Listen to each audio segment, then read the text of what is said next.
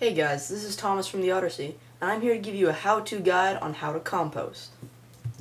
So what are the materials that you're going to need for composting? Well, first of all, you're going to need a bucket or other big plastic container, a spade or a shovel, and compostable materials such as apple cores or banana peels. So now that we have our materials, what are the steps of how to compost? First of all, you need to find a location for your bin or bucket. Then you have to dig a shallow hole for it.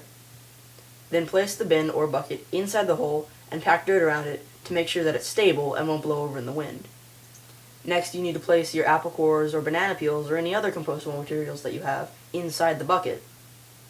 Then you need to wait for the materials to compost. Now this could take any amount of time from 2 days to 2 weeks. And on a side note, you could also put a lid on the bucket or bin to make sure that the materials don't blow out of the bucket and to keep the heat in. That's very important.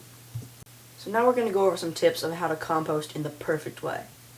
So first of all, you need to make sure that you keep adding compost materials to the bucket.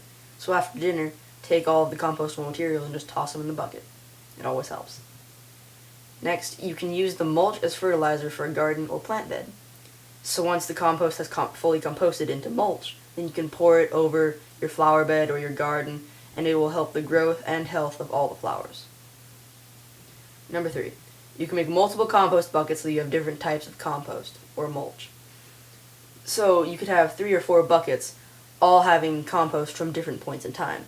So you've got the one that's really early, the one that's kind of in the middle, and the one that's fully composted into mulch. Alright, that's it. Thank you very much for watching. Now that you have my advice, go forth and compost.